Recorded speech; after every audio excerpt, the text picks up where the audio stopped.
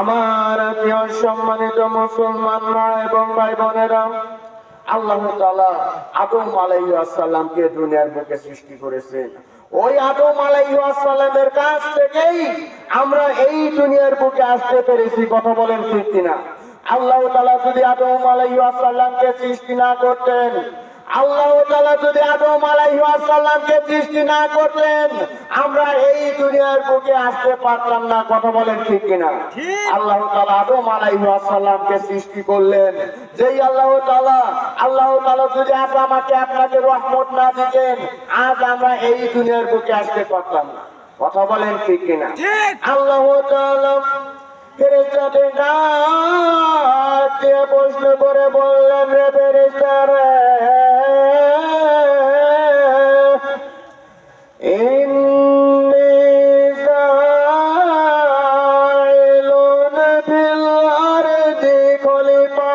জোরে জোরে বলেন সুবহানাল্লাহ।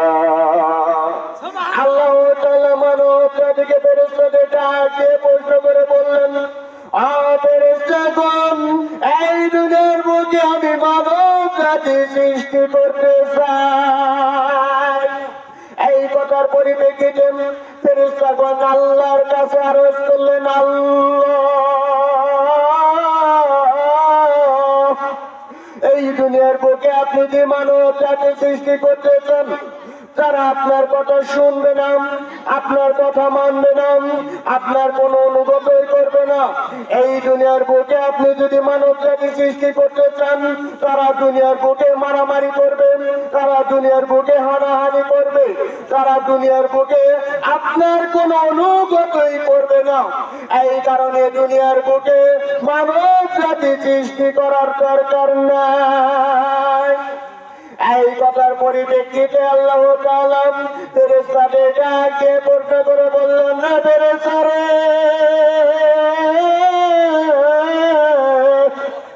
আমি যা জানি তা তোমরা জানো না। জোরে জোরে বলেন সুবহানাল্লাহ। এইভাবে আল্লাহ তাআলা মানব জাতির বিভিন্ন অংশ যারা আল্লাহ তাআলা সর্বপ্রথম আদম আলাইহিস সালামকে সৃষ্টি করলেন। জোরে জোরে বলেন সুবহানাল্লাহ। এইভাবে আল্লাহ তাআলা আদম আলাইহিস সালামের ডান হাত ছাড়া পা দুটা হাত সৃষ্টি করেছেন এক দেশের মাটি দ্বারা। আল্লাহ তাআলা আদম আলাইহিস সালামের দুটি পা সৃষ্টি করেছেন আর এক দেশের মাটি দ্বারা।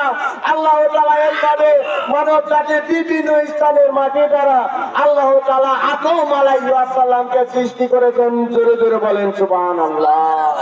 এই কারণে ভাই, আদম আলাইহিস সালামকে যদি আল্লাহ তাআলা সৃষ্টি না করতেন,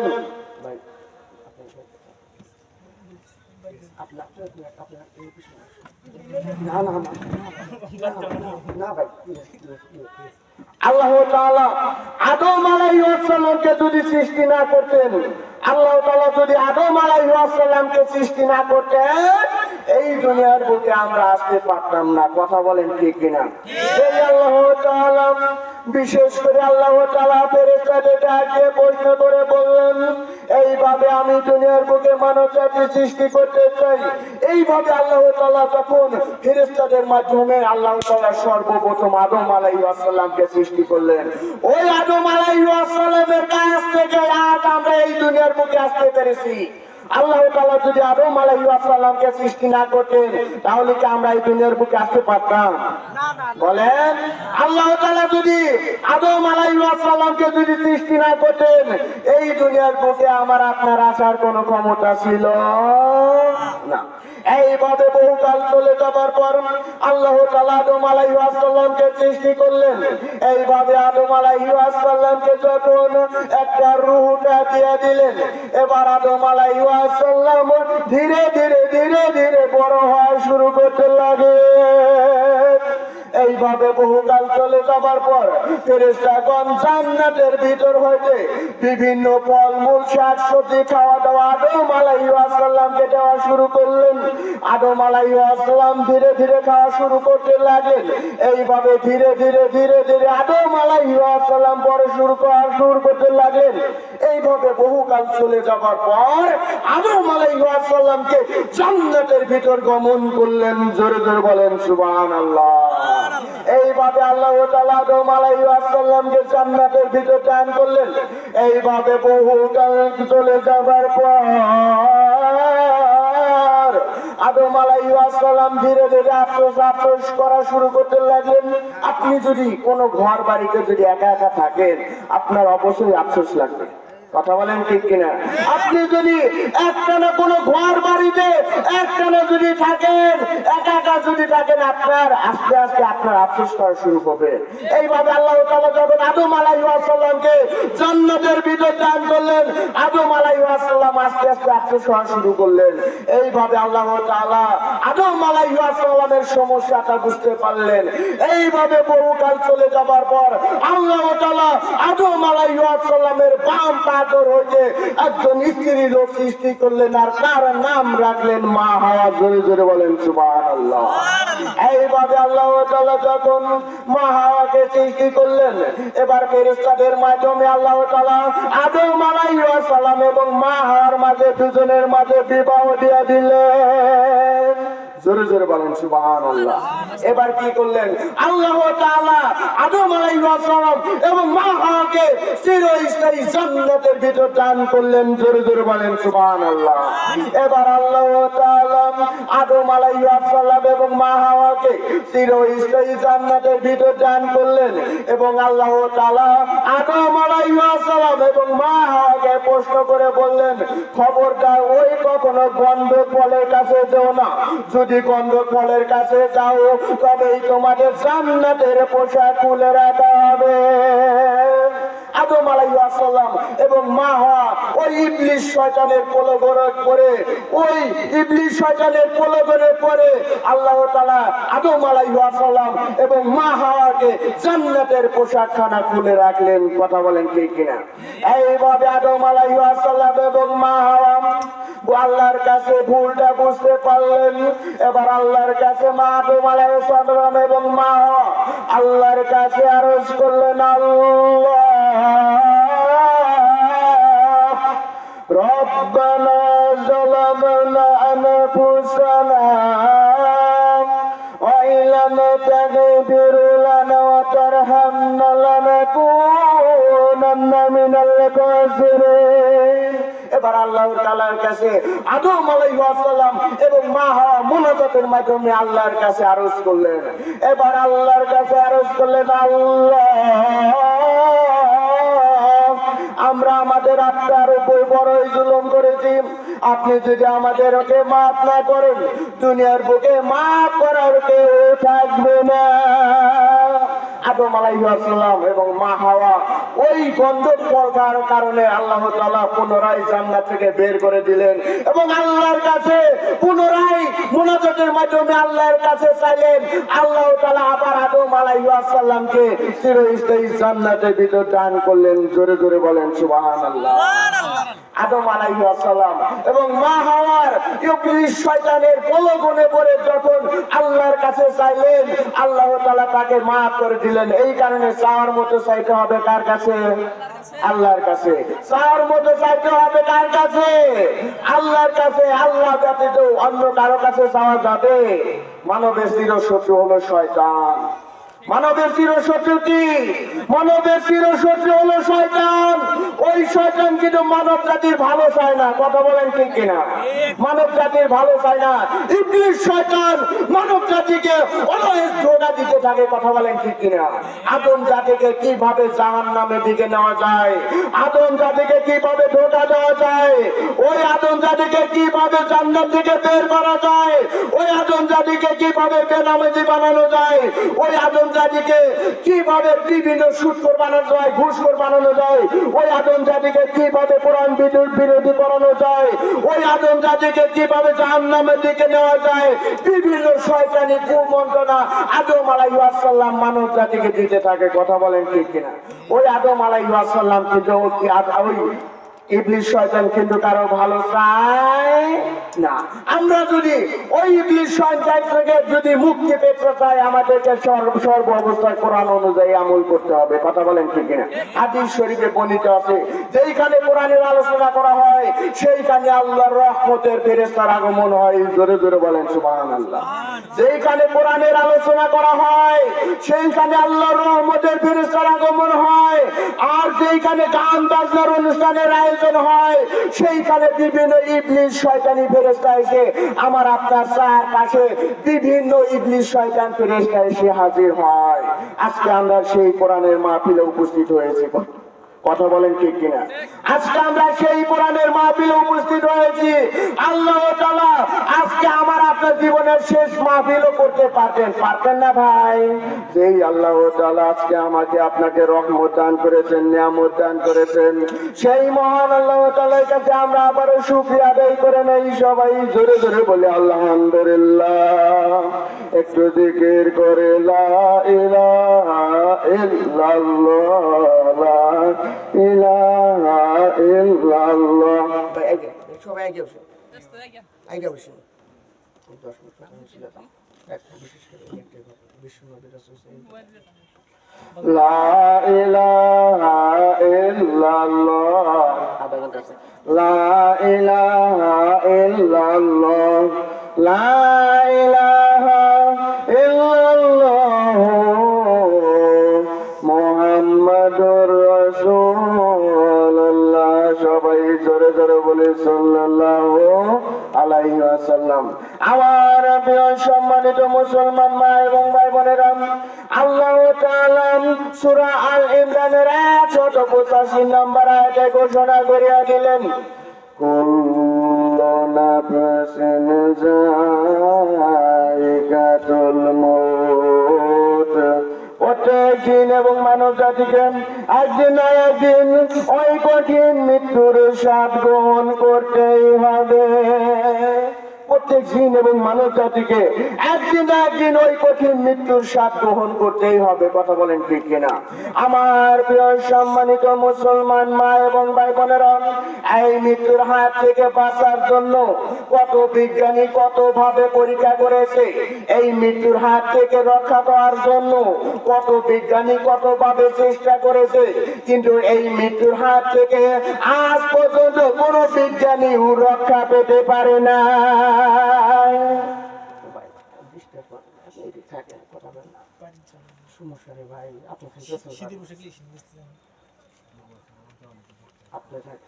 আমার প্রিয় সম্মানিত মুসলমান মা এবং ভাই বোনেরা, ওই মৃত্যু যে কোনো সময় আমার আপনার ভিতরে আসতে পারে।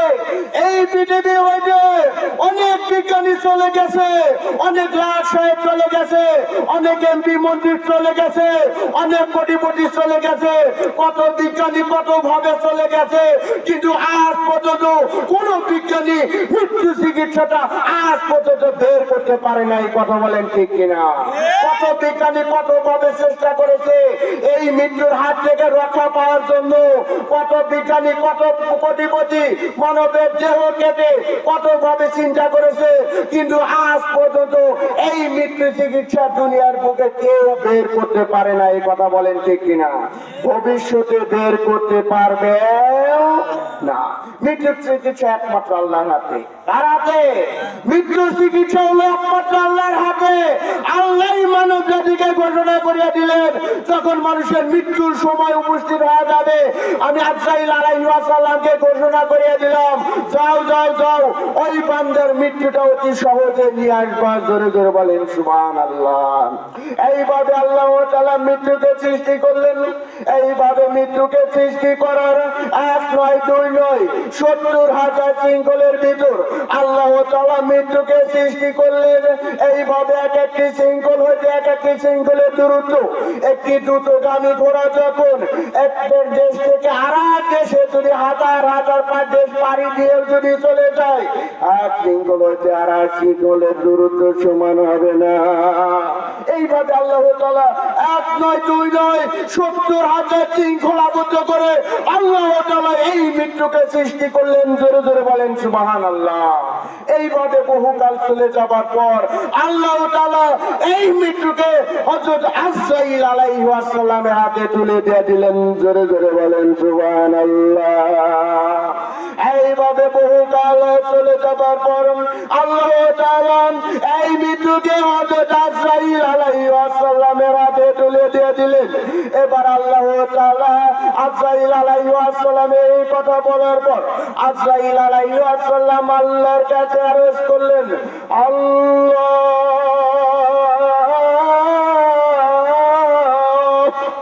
আপনি যে আমাকে এই মৃত্যু ড্রাইভারটা দিয়ে দিলেন, আমি যেন এই মৃত্যু ড্রাইভারটা সঠিকভাবে পালন করতে পারি।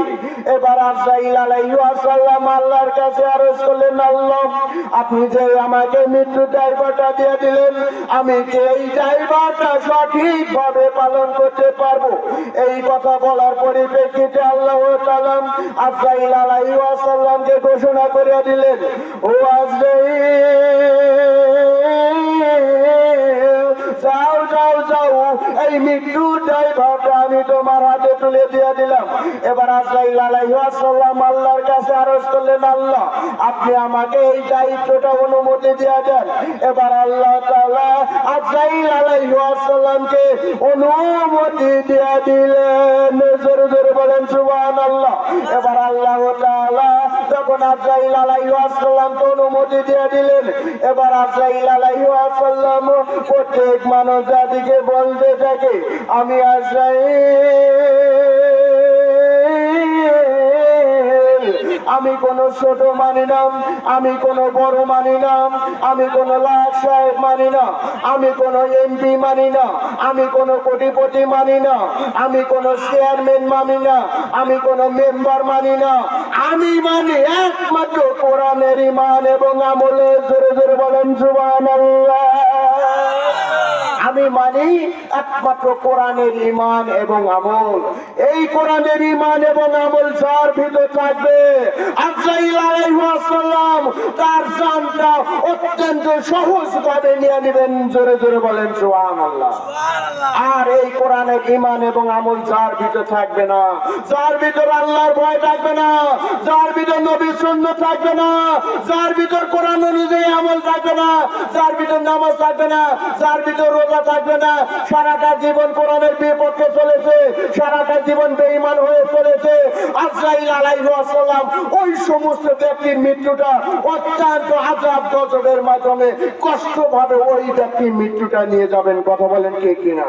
হাদিস শরীফে বর্ণিত আছে, মানুষের যখন মৃত্যুর সময় উপস্থিত হয়ে যায়, আজরাইল আলাইহিস সালাম ওই মুমূর্ষ ব্যক্তির সামনে যে দাঁড়ায়।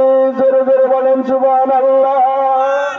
মানুষের যখন মৃত্যুর সময় উপস্থিত হয়, আজরাইল আলাইহিস সালাম ওই মুমূর্ষ ব্যক্তির সাথে কথোপকথন হয়। তখন দুনিয়ার বুকের আর কেউ বুঝতে পারে না। কথা বলেন ঠিক কিনা? এবার মুমূর্ষ ব্যক্তির কাছে ওই আজরাইল আলাইহিস সালাম বলতে থাকে, তুমি কে? আমি তো তোমাকে চিনতে পারছি না, তুমি এইখানে কিসের কারণে এসেছো? এবার এই কথা বলার পর আজরাইল আলাইহিস সালাম মুমূর্ষতার দিকে বলতে থাকে, আমি মালাকুল মউত,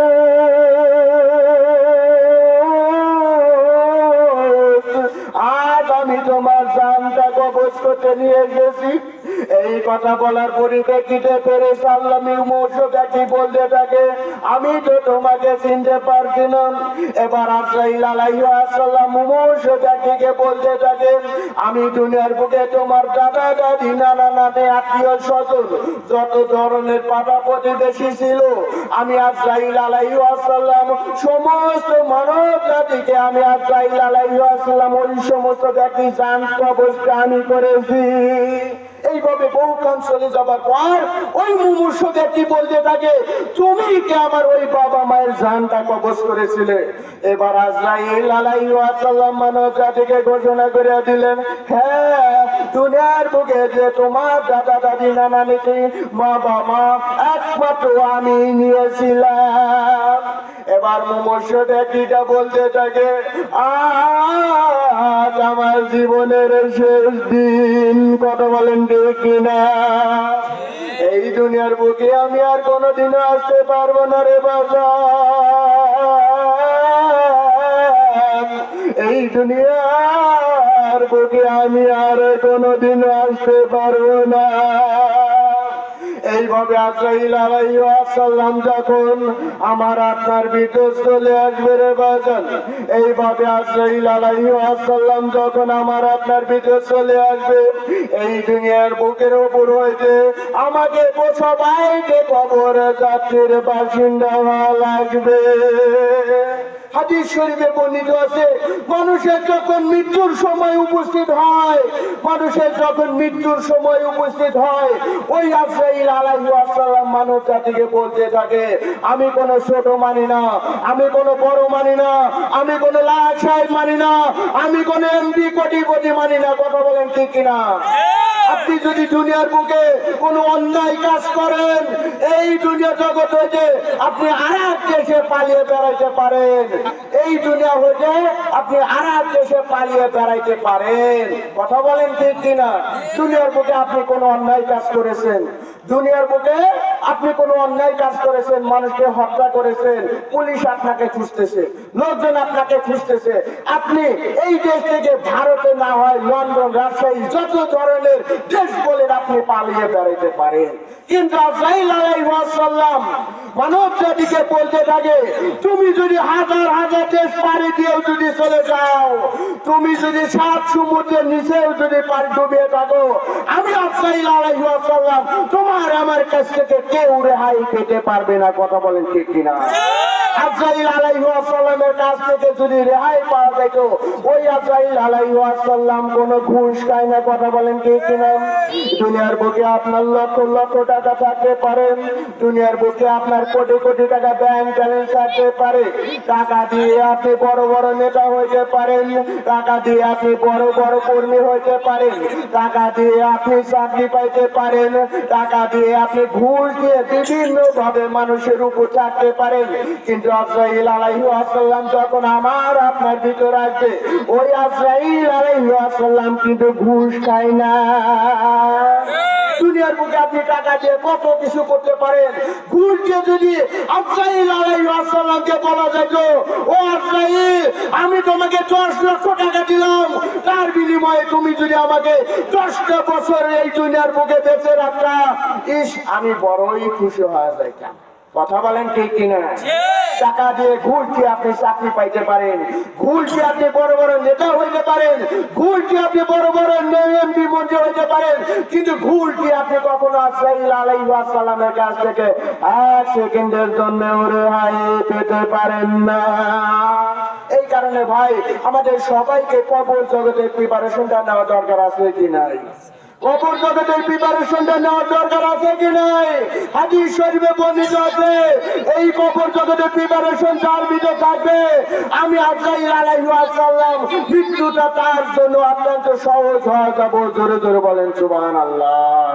আজরাইল আলাইহিস সালাম মানব জাতিকে বলতে থাকে, আমি কোনো ছোট মানি না, আমি কোনো বড় মানি না, আমি কোনো লাট সাহেব মানি না, আমি কোনো এমপি কোটিপতি মানি না, আমি মানি একমাত্র কোরআনের ঈমান এবং আমল। জোরে জোরে বলেন সুবহানাল্লাহ। এই দুনিয়ার বুকে যার বেশি বেশি টাকা পয়সা আছে, দুনিয়ার বুকে ওই ব্যক্তি বেশি বেশি দাম পায়। কথা বলেন ঠিক কিনা? কিন্তু আল্লাহর বলেন যার ভিতর কোরআন থাকবে, যার ভিতর আল্লাহর ভয় থাকবে, যার ভিতর নবীর সুন্নাত থাকবে, যার ভিতর নামাজ থাকবে, আমি আল্লাহ তাআলা ওই সমস্ত ব্যক্তির কাছে সবথেকে বেশি দামি। জোরে জোরে বলেন সুবহানাল্লাহ। এই কারণে ভাই কবর জগৎ বলতে থাকে আমি অন্ধকার কবর। ওই কবর জগতের প্রিপারেশনটা যদি আমার আপনার জন্য নিয়ে এসো, আমি কবর জগৎ তার জন্য অত্যন্ত সহজ হয়ে যাব।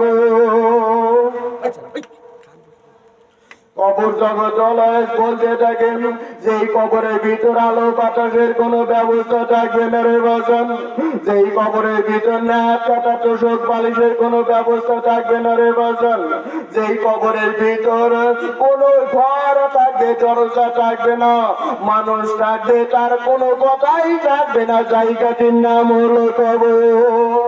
ঘর আছে, দরজা নাই, মানুষ আছে, তার কোনো কথাই নাই, জায়গাটির নাম হলো কবর। কথা বলেন ঠিক কিনা?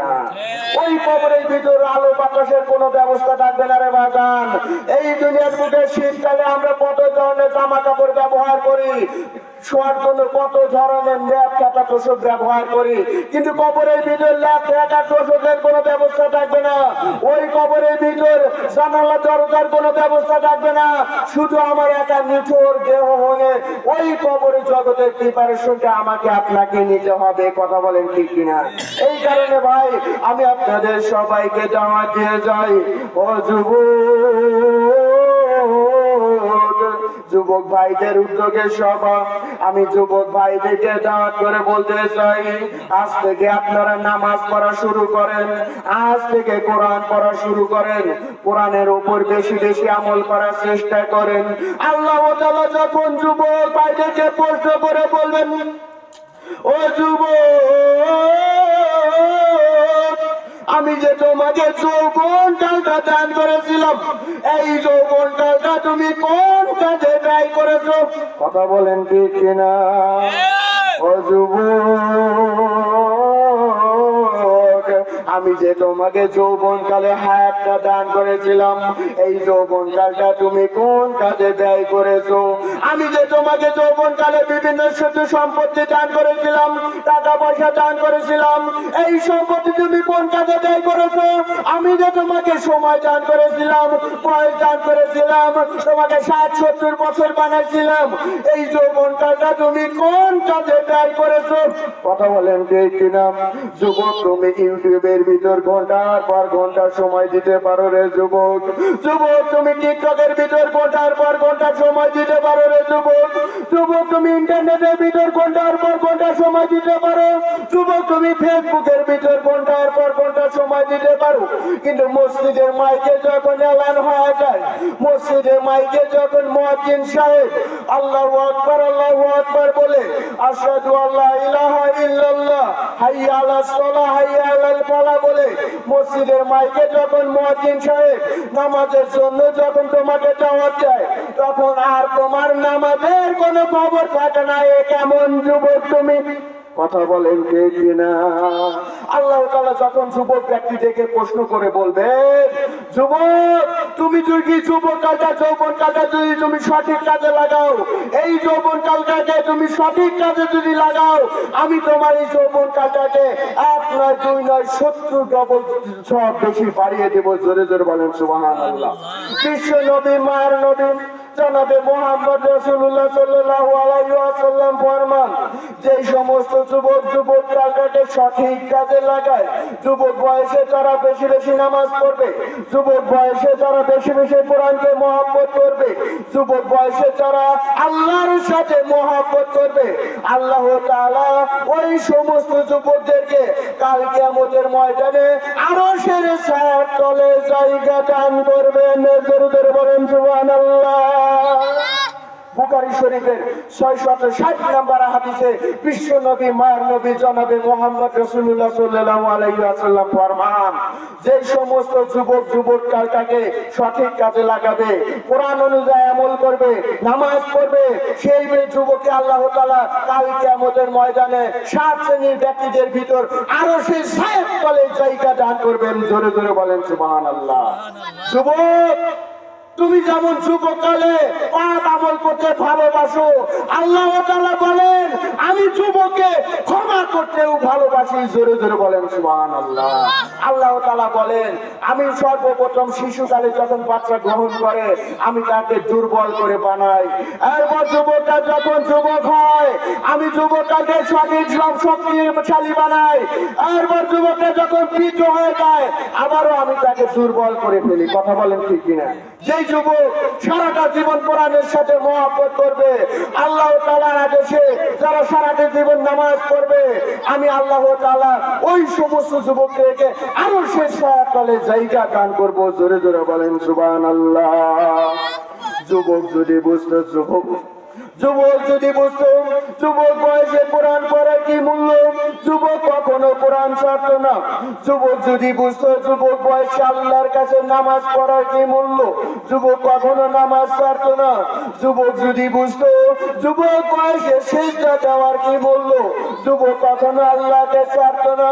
কিন্তু আজকাল সমাজে যুবক ভাইদেরকে কখনো মসজিদের মাইকে দেখা যায় না। কথা বলেন ঠিক কিনা? আজকাল সমাজের ভিতর, পাড়া প্রতিবেশীর ভিতর যুবক ভাইদেরকে মসজিদের ভিতর দেখা যায় না। যুবক যদি বুঝতো যুবক বয়সের কোরআন পড়ার কি মূল্য, যুবক কখনো কোরআন ছাড়তো না।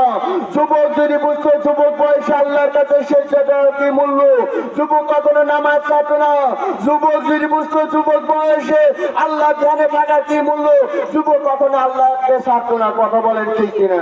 এই কারণে ভাই আমি সকল যুবক ভাইদেরকে বলতে চাই, আপনারা যুবক কালটাকে সঠিক কাজে লাগান, যুবক কালটাকে সঠিক কাজে লাগান।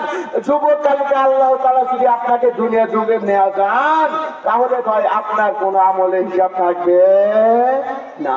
আমি একদিন এক যুবককে প্রশ্ন করে বলেছিলাম, রে যুবক চলো আমরা দুজন মিলে নামাজটা পড়তে যাই। আমি একদিন এক যুবককে প্রশ্ন করে বলছিলাম, রে যুবক চলো আমরা দুজন মিলে নামাজটা পড়তে যাই। এবার যুবক ছেলেটি উঠতে দেয়, ভাই আমার লুঙ্গিটা খারাপ হয়ে গেছে।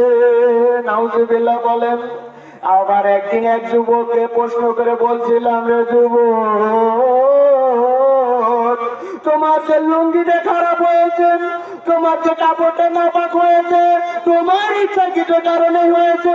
তুমি যদি ইচ্ছা করতে আমি ঢিলা কুলুপ ব্যবহার করব, তুমি যদি ইচ্ছা করতে আমি পানি ব্যবহার করব, তুমি যদি ইচ্ছা করতে আমি পাক পবিত্র থাকবো, তবেই তো তোমার ওই প্যান্টটা খারাপ হতো না। কথা বলেন ঠিক কিনা?